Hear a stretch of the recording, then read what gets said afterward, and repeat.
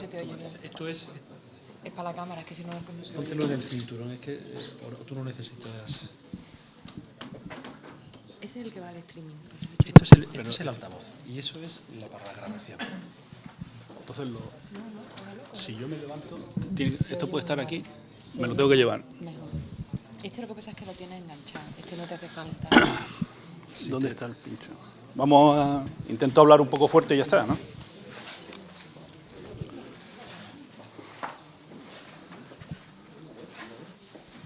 Si no se oye, Venga, pues para facilitar el tema, ¿se me escucha? ¿Se me oye? ¿Sí? Venga, pues intentaré moverme de un lado para otro. Unos escucharán y otros no.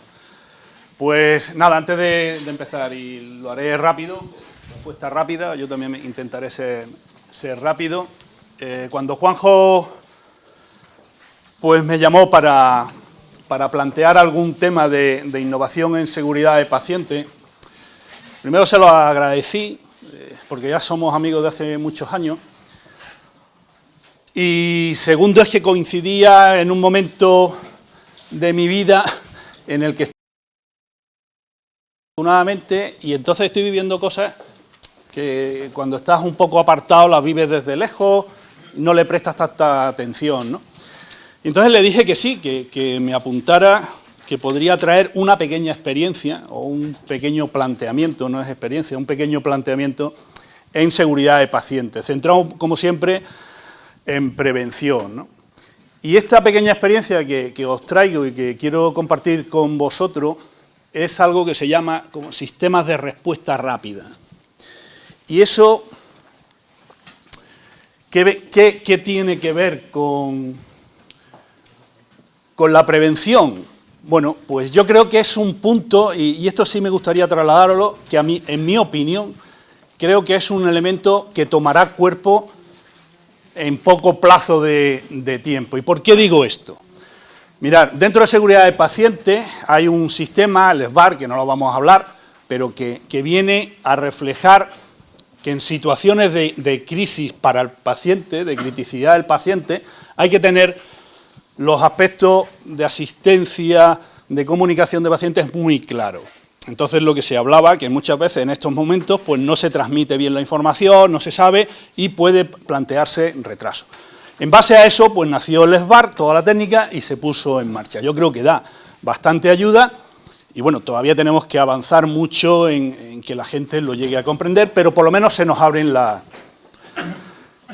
los ojos de que, bueno, que tenemos una situación complicada por la situación de riesgo y que puede tener problemas. Pero, ¿qué es lo que ocurre? Que el SBAR empieza a funcionar cuando alguien, y esto es que lo vivo hace 2 días estando de guardia, o hace una semana, o hace un mes, lo vi en todos mis compañeros, cuando prestamos asistencia a críticos, lo que ocurre es que el SBAR se pone en marcha pues cuando ocurre esto, cuando hay una parada cardíaca, a una pérdida de conciencia, es decir, cuando la situación ha llegado al extremo. Y ahora empezamos con los sistemas de respuesta rápida. Y el sistema de respuesta rápida es, llamo al residente, llamo al médico donde está, llamo a anestesia, llamo a intensivo y empiezo a llamar a 18.000 profesionales para que intenten atender el final de la cadena, que es que el paciente está parado, tiene una pérdida de conciencia, está en una situación crítica, ¿no?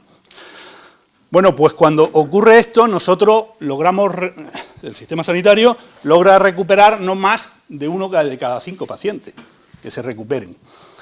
Quedan con mucho daño cerebral o no llegan a recuperarse. Pero ¿qué ocurre? Que desde los años 90 ya hay marcado en la bibliografía avisos de que antes de que se dé la parada, los pacientes avisan.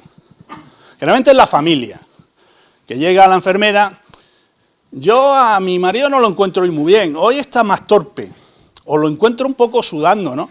No se preocupe, es tal y cual, y punto, y ahí queda la cosa, ¿no? Bueno, desde el año 90 ya se sabe que los pacientes, en un periodo de 6 a 8 horas antes de ocurrir el evento grave, pues los pacientes avisan. Si esto no se detecta, o nos lo tomamos un poco a la ligera, no le planteamos la evaluación que requiere, pues entramos en lo que yo en comisión viene a plantear, que es el fallo. Hay un fallo en la asistencia un fallo en recuperar algo que podemos no dejar que llegue a una situación tan crítica, ¿no? Y este fallo lo que viene a decir es que no hacemos caso a una serie de signos de alerta que el paciente pone en juego, la situación clínica del paciente que pone en juego, y que viene a empezar, como he dicho al principio, como unos 6 u 8 horas antes de que ocurra el evento por el cual sí llamamos. Y recordar lo que dije al principio, 1 de cada 5 salen, y a ver en qué condiciones salen. Bueno, esto, dentro de seguridad del paciente, podríamos plantearlo como que es un evento adverso, porque a fin de cuentas, la mujer, el familiar, el acompañante ha avisado, o el propio paciente, estoy nervioso, me encuentro más taquicárdico, o me falta un poco el aire, y no se le da la importancia. Entonces, estamos entrando dentro de eventos adversos. Para eso, y desde luego lo que sí quiero dejar claro, que no tenemos que entrar ahí, como siempre, en los términos de negligencia o imprudencia, ¿no? Pero sí tiene que ser una medida dentro del plan o dentro del enfoque de seguridad de pacientes, ¿no?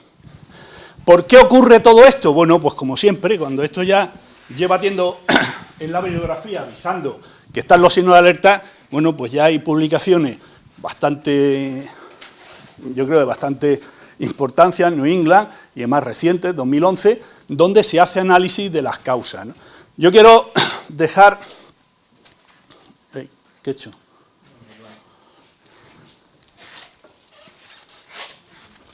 Quiero dejar constancia de, entre todas esas, que hay un elemento que es importantísimo, que es que se pone en juego lo que se llama la cadena de aviso. Y es lo que decíamos al principio. Ocurre algo y entonces empieza una cadena enorme de juicios individuales de si aviso o no aviso, que empieza por la enfermera, empieza con el residente, empieza con el asistente en Estados Unidos, llega al médico, el médico avisa intensivos y toda la historia, ¿no? Y en cada uno de esos pasos entra el juicio personal del profesional de decidir si sí o no, ¿no? Entonces, esto es fallo de no reconocer estos estados de alerta. Yo creo que se pueden agrupar en dos factores. Uno, que están asociados al nivel de evaluación. ¿Por qué no se evalúa? ¿Por qué no se detectan? Bueno, pues porque generalmente algunas veces hay pacientes que le tomamos tensión o frecuencia una vez al día. Hay pacientes que en el fin de semana no se evalúan. Tú llegas el lunes, ¿cómo ha pasado el fin de semana? Pues ha pasado bien.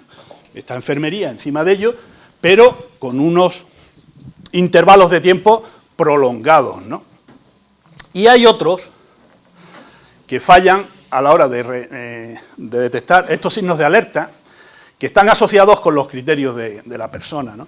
El primero, ¿qué ocurre? ¿Por qué es un fallo? Pues porque no están definidos los criterios de cuándo hacerlo o cómo hacerlo, ¿no?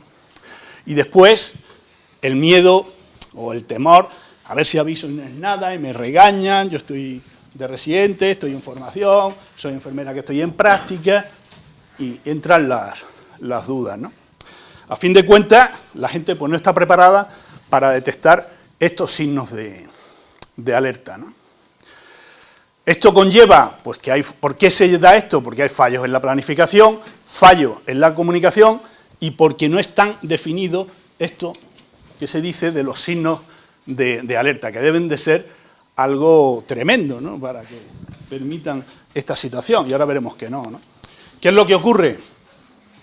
Bueno, que cuando estos signos se detectan, pues se pueden llegar a cambiar bastante la evolución de los pacientes y, insisto, son eventos adversos dentro del centro. Yo siempre he dicho, y algunos me lo habréis escuchado, el EPINE sale publicado con las infecciones y demás. El día que algún abogado le dé por ponernos demanda, pues habrá problemas patrimoniales, porque no tiene por qué ocurrir, pero ocurre. Otra cosa es que los jueces tomen decisiones o no. Pues con esto va a pasar igual. Con esto va a pasar igual, porque ya está planteado en los sistemas de acreditación. Yo estuve el mes pasado auditando con Joint Commission 2 hospitales en la Comunidad de Madrid y los dos estaban obligados a plantear los signos de alerta, ya los tenían planteados. Yo le preguntaba a los profesionales, ¿y cómo veis esto? Decía, básico, o sea, una vez que se pone en marcha es básico, no se entiende lo contrario, ¿no? ¿Es útil? Sí. ¿Funciona? Y no me dicen, pues, hombre, ahora mismo quizás se están dando demasiadas alertas. Eso ya va con entrenamiento, la curva de aprendizaje, que está explícita en todos sitios, ¿no? Pero que es importante y es interesante. ¿Y esos criterios de alerta? Bueno, pues no son ni más ni menos que los que conocemos de toda la vida, ¿no? Frecuencia cardíaca, la tensión, la respiratoria, en algún sitio han incorporado como sistema de alerta la pulsiosimetría, en todos el nivel de conciencia, la diuresis, y algunas veces pues también incorporan otros datos, como puedan ser los de laboratorio. Yo os pregunto, ¿estos criterios se miden en las plantas? ¿No? Quitando pulsiosimetría, que algunas veces y otras sí, están ahí. ¿Y se le mide al paciente? Sí. ¿Qué es lo que ocurre? Que no está estructurado dentro de un proceso o dentro de un procedimiento. No hay un aviso a los profesionales de qué hacer cuando algo de esto se altera, ¿no? Entonces, lo que salió en base a estos estudios del que los pacientes avisan con 6 o 8 horas antes, fue tomando estos criterios, pues hacer una escala. Y esa escala, en base a pruebas y demás, al final lo que viene a decir es que damos una puntuación dependiente de los resultados de esos criterios, de la tensión, de la frecuencia, del nivel de conciencia. Y esas puntuaciones, en este caso, en esta escala, va de 1 a 3, de 0 a 3. La suma total es la que plantea la decisión, ¿vale? Entonces, ya no queda a juicio de nadie. Ya hay una puntuación total que se toma y en base a esa puntuación se decide. ¿Qué es una puntuación baja de 1 o 2? Bueno, pues seguimos igual. ¿Qué es de 3 o 4? Pues a lo mejor consulto con el médico de referencia del paciente y ya está. ¿Qué es una puntuación de más de 7? Aviso. Porque puede ocurrir en las próximas horas un deterioro grave de ese paciente. Entonces, esta escala, ¿qué es lo que están haciendo? Pues en estos hospitales, en las plantas, lo que tenían era recortada la escala en la carpeta donde iban anotando las constantes, la toma de constantes de los pacientes, donde tenían la hoja de medicación, de prescripción, de administración y demás. Entonces tenían en la carpeta, ahí puesta la escala, con la decisión, y todos los pacientes tenían una vez al menos medida. Según la decisión que habían tomado, pues a algunos pacientes se lo tomaba cada 8 horas. Y según el resultado, se tomaban algún tipo de decisiones, ¿no? Es algo que es muy sencillo, que no implica más trabajo, pero que estamos hablando de recuperar pues bastantes pacientes. 1/3 más o menos de pacientes que no sean quirúrgicos, posquirúrgicos, de ingreso en intensivo, dan avisos anteriores de que se pueden poner muy malos, ¿no? Entonces, una vez que se tiene lo que se está pidiendo es que una vez que se tenga definido esos estados de alerta, esa escala de alerta, se avise según el resultado de la puntuación. Cuando ya se pone en marcha el equipo de atención rápida o como se llamen, bueno, pues entonces ya se atiende. Estos equipos generalmente vienen a estar formados o bien por intensivistas o bien por un internista de guardia. Pero en todos casos tienen que tener conocimientos y pericias de qué es lo que se está decidiendo. Porque una vez puesto en marcha, lo que no puede haber que este equipo avise a su vez a otra persona para seguir consultando. O sea, ahí ya se toma la decisión. La decisión puede ser, vamos a poner esta medicación, vamos a hacer esto y lo vamos a revisar en 2 horas, vamos a ingresarlo en una unidad de cuidados especiales o, ¿sabéis lo que suele ocurrir? Hay publicaciones con 1/3 de aviso a los equipos de emergencia, estos equipos de respuesta rápida, y en 1/3 de las ocasiones, ¿sabéis cuál es la decisión que se toma?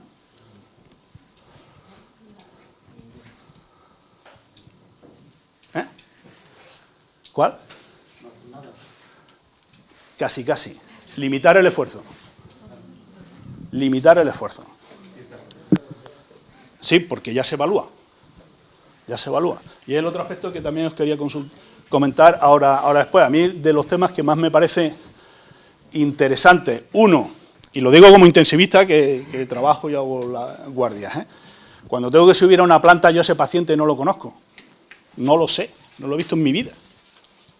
Y tengo que tomar la decisión de limitación del esfuerzo, a las 4 de la mañana. Yo creo que eso hay que estructurarlo de alguna otra forma, ¿no? Pero lo que no puede ser es una llamada urgente y que al final eso termine. Puede ocurrir, y viene bien, que gente de fuera, como podemos ser nosotros, cuando nos llaman, pues compartamos con sus profesionales, con sus médicos, la decisión. Nos damos apoyo mutuo. Pero tal y como está estructurado hoy, se ha parado, lo estoy reanimando, sube.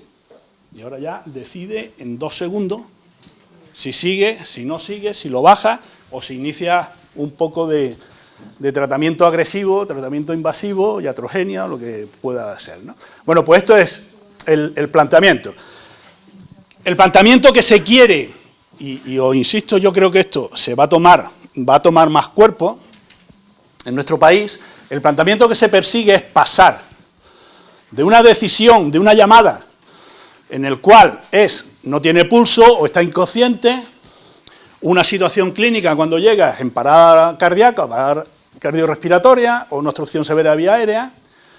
El equipo que suele asistir es anestesia intensivo, pero estas llamadas, bueno, pues son más o menos pocas, 0 a 5 por 1000 ingresos de pacientes, pero con una mortalidad del 70 al 90%. Y es así, y es así. Pues lo que se quiere es dar un paso para no llegar a esta situación, a la llamada tradicional. Lo que se quiere es dar un paso de llamar al equipo de respuesta, o sea, al mismo equipo, pero en otras condiciones, con los criterios de alerta. Con lo cual, el tipo de llamada es hipotensión, está taquicárdico, tiene dificultad respiratoria o empieza a tener alteraciones de la conciencia, no estáis conscientes. Lo que ocurre es que en ese caso lo que se empieza a tratar son entidades, una sepsis, un edema pulmonar, o está en arritmia, o está presentando un fallo respiratorio, se toman decisiones.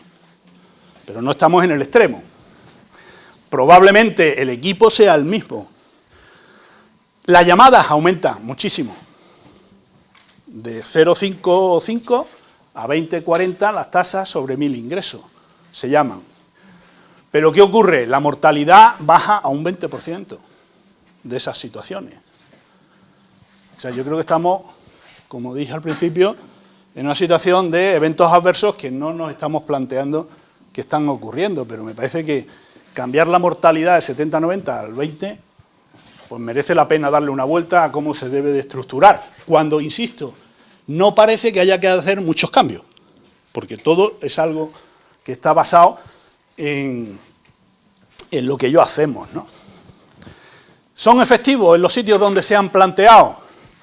Bueno, pues los que están muy a favor dan datos de disminución del 50% en la parada, otro estudio el 17%, los problemas postoperatorios caen en el 58%, o sea, parece que la situación, por los estudios que vienen a estar desde el 2005 en adelante, generalmente, pues parece que sí nos dan resultados, ¿no?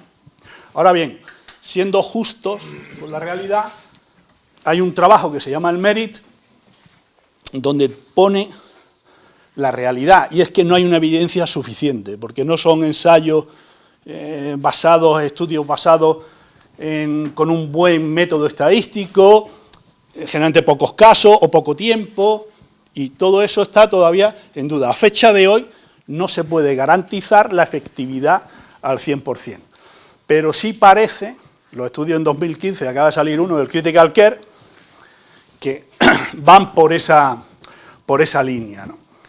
Donde los niveles de significación, bueno, pues según los estudios, andan todavía poco claros, ¿no? Se hace en adultos y se hace en pediátricos, y nosotros aquí en Andalucía hay una estrategia a nivel de unidades pediátricas de la creación de la escala y el funcionamiento de los sistemas de respuesta rápida a nivel de elementos pediátricos, ¿vale? ¿Qué es lo que pedimos nosotros cuando vamos a evaluar un hospital? porque en el manual de Joint Commission, en este caso, en 2014, ya aparece uno de los estándares a cumplir por los centros, que son los sistemas de respuesta rápida, ¿no? A fin de cuentas, lo que nosotros le pedimos al centro es que el hospital tenga el proceso definido. ¿Qué escala va a hacer? ¿Qué equipo va a actuar? ¿En qué caso? ¿Cómo está graduado el aviso y a quién se hace? Que tengan los criterios estructurados, que vuelvo a insistir, algo tan sencillo como la frecuencia, el pulso, el nivel de conciencia que se le mira a los pacientes cuando se está con ellos,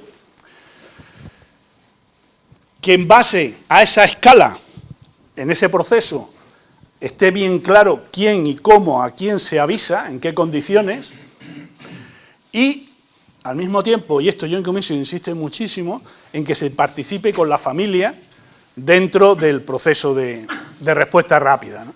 Que a los familiares pues se le dé, oye, mire, si usted ve esto y esto, avísenos que nosotros ya empezaremos a poner en marcha el sistema, ¿no? Que se participe con la familia, ¿no?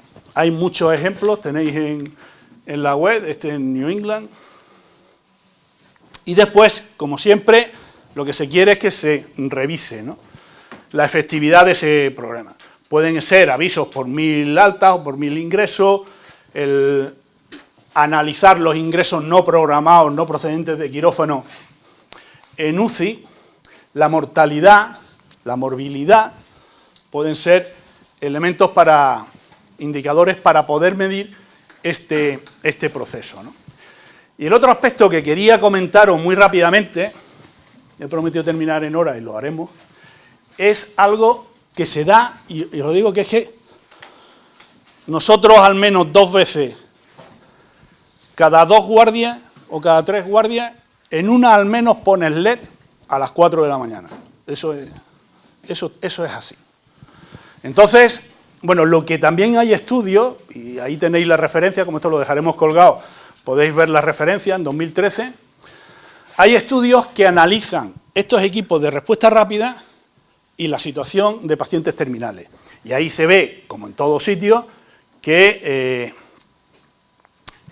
hay muchos pacientes que ya tenían limitación del esfuerzo, pero como no hay un proceso estructurado, no se sabe, y en el momento agudo, a las 4 de la mañana, nadie se da cuenta y avisan. Y resulta que ese paciente tiene una orden en la historia o tiene un aviso de limitación del esfuerzo.